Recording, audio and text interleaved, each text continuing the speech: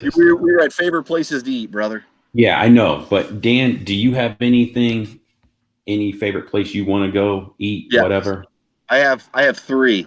One is Whispering Canyon Cafe, and Okay. I'm not gonna like ruin it for anybody who watches this, like what actually happens at Whisper Canyon Cafe. But I just would say ask for the ketchup. That was so much fun. Like I don't know if I've ever laughed so hard than at that place because the people that the wait staff there was phenomenal. My favorite actual food was the steak place in Canada, and I cannot remember the name of it. Le Cellier. There you go, Le Cellier. I knew it was really good when they had to charge you two like meal tickets to actually go there. So like it was phenomenal. And then I loved the Nemo place where we ate because we ate right up against the glass where Mm. The all Coral Reef. the coral reef, correct. Phenomenal. That was so cool. Like just sitting there eating and watching all these fish and sharks, and it was awesome. Yeah, mine is just real simple just because whenever I have the Mickey shaped waffle in the morning, I'm like, you just know because there's no place else you're Yep. gonna eat that. So it's like, yeah, this is I'm where I should be, and you roll on with it. But it is pretty cool. Um, Dan, I know you stayed at Animal Kingdom, and Loved it. I know you said that was phenomenal. Phenomenal. Like, and again, I'm anxious to talk to you or listen to you two talk about the other places. But Animal Kingdom Lodge was, I can't, I mean, you got to drink coffee every morning and watch the giraffes. That's so I cool. mean, yeah, you can't get any better than that. Yeah, that really is cool. Like I said, I've stayed at the Yacht and Beach Club when we got married. We stayed there. We've stayed at Pop Century. We've stayed at Coronado Springs, and we stayed at the Riverside down by, I forget what it is, Riverside, and there's one right beside it. But anyway, we stayed at Riverside. Port Um, Orleans. yeah, yes, but of course, the Yacht and the Beach Club was the nicest out of them. I mean, because it was pretty awesome, and plus we could just walk to Epcot. So like we'd walk out of our place and you'd walk around a little boardwalk, and you were where Eiffel Tower was at. You'd walk in, so it was really cool to be that close. But um, honestly, for the time you spend in your room, there's just not a lot of time that you're in your room. I mean, all you really need is some place to sleep, and as long as you got some place to go downstairs and get something to eat, you're pretty solid. But you're on the go. I mean, there's no doubt you were on the go when you were there. So, but Now, which is a blast. so that's a good question because, like, I know for us, that was my favorite part of the vacation is that we were not on the go all the time. Like, we took our time and we took time to rest, and that way, because I mean, when you go there, I'm sure you saw this way more than we will, Amber. But I mean, the amount of parents yelling at the kids, and it's because everybody's tired and everybody's Yeah. hot. Like that was my favorite part about being on the go. So, Keith, were you guys always on the go then? I pretty much have our entire days mapped out before we ever go. So I mean, we know like, hey, we're riding this at this time. We got a fast pass. We're riding this at this time. I see. So I mean, we're pretty. We would do everything we wanted to do at a park, and basically we'd get there when it opened, and we'd be done by like 1:30. Then we go back to the room, rest, take a nap, whatever, and then we'll go back out at night and do something else. So I mean, we always build in time to have some time to kind of rest and relax for a while because like you said, you're just hot, you're cranky, tired. You have to, yeah, or you'd go crazy, you go insane. Yeah, And see, in my aspect, I've only stayed at the parks one time, maybe twice. No, twice. I've stayed at Coronado, and I was in the French Quarter of that Okay. Port Orleans, and that's when I was visiting friends. But other than that, because I have friends down there and because I have family down there, we don't pay for lodging. Right. Now, when we have gone for like multiple days, we'll just stay at like there's this Fairfield Inn that we know that's like right outside the gates. They have a pool, they have breakfast, and they have a shuttle to Disney. And so it's cheaper. And like you said, for no more time that we spend in our room, we just stay there. We've never like left a park and then gone back to rest.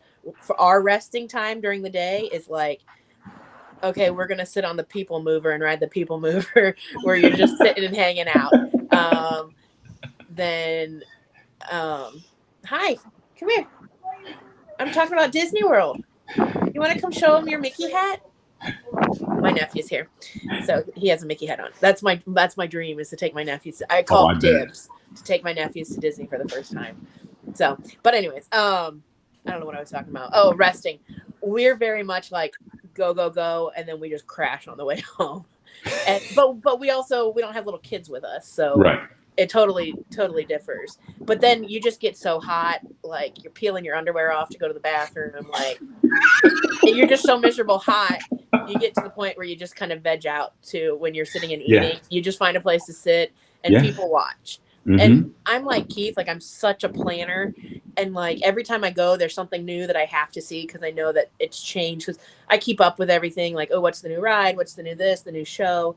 But I've also learned the more you plan, the less you kind of enjoy all the little things. Like there's always a little sideshow going on, or I don't know. There's just so much that you can't plan for that I find if you plan too much, you miss those little things. And that's those are some of the special things. And Amber, you have a different perspective here because, of course, you did work down there. So give us a little details on like what you did, like what park were you at, how long did you do it, all those kind of things. Yeah, so I signed up for the Disney College program, so it's just for a semester, and I did the spring semester. So I got down there in January, and when you register or when you apply, and I had to apply like 2 times before I got in.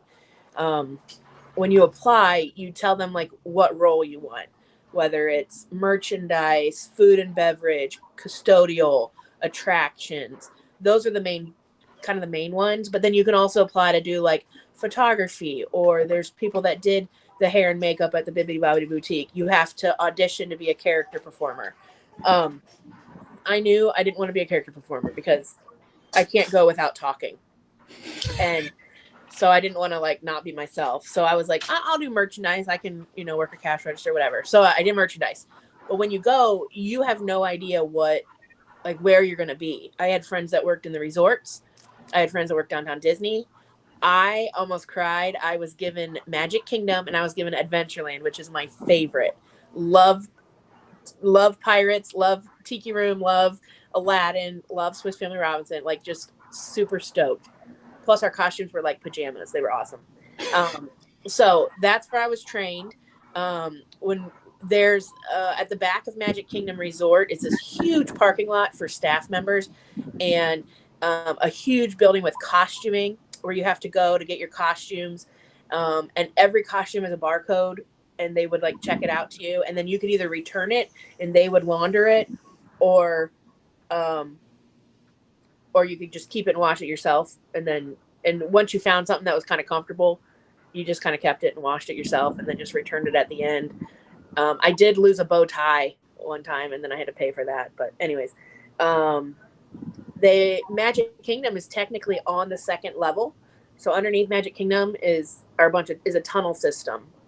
And that's where all of the cast members go and prepare. There's locker rooms down there. There's a cafeteria down there where we would eat.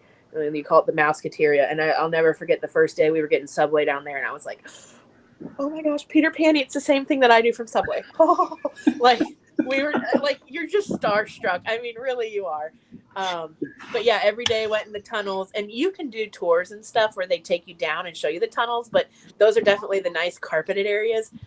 It's not all like that. It smells like they push the trash all through there. The storage is down there. Like it's super cool that like I live down there every day, and then you would take like an elevator up or stairs up or whatever. But you would have to take a bus from the parking lot into the tunnel. You couldn't just walk there. You had to show that you were working. They don't just let anyone there. And it's gotten stricter. Like since I've left, it's gotten even stricter. But there's a Disney University where every cast member, you go through what's called traditions, and you learn kind of the history of Walt Disney World in the history of Disney. And then the day comes, the honorary day where Mickey comes and gives you your name tag, and then y'all cry, and it's like, oh my gosh, this is really happening. Each park has their own like introduction course where in the morning before the park opens, you get these little like earpieces and you feel all official. And then a guide leads you through the park and tells you like all these secret things. I don't know why. The one thing I remember the most from Magic Kingdom is we were walking through Liberty Square, where like Haunted Mansion and Hall of Presidents and stuff are. Mm-hmm. And the one thing I remember is next time you go, look at the floor. So it's like kind of cobblestone-y, but in the middle is a different color than the outside. It's more of a brownish color. And that's to represent back in the days of like the historical days, people would throw their trash out the windows. And so that's to represent like the sewage and the trash in the middle of the streets. And I was like, I never would have known that. That's super cool. I don't know why that sticks with me, but yeah, just super loaded with facts and things. And you're just like the whole time you're like, get a picture with me in front of the castle. There's no one here. It looks like I'm by myself. Like, oh, it was just so cool. At night, I could just talk forever. So just shut me up whenever. But at night, No, if you Amber, work I have the a question shift, for you though. Yeah. So like, and is this like an old wives' tale, or can there only be one character out at a time? So like, is there only one Jasmine out at a time? No. Okay. Well, I mean, I hate to say much because I don't know who's going to watch this, but you think about it. I mean, you eat with Jasmine in the castle. You can also meet Jasmine in Adventureland. Yeah, Jasmine's that's true. also hanging out in Epcot. Yeah, she is There's hanging out. also in a Epcot. Jasmine in the parade, and there's a you know what I mean? Like, Yeah, that's what you're saying. I The mean, old wives' tale.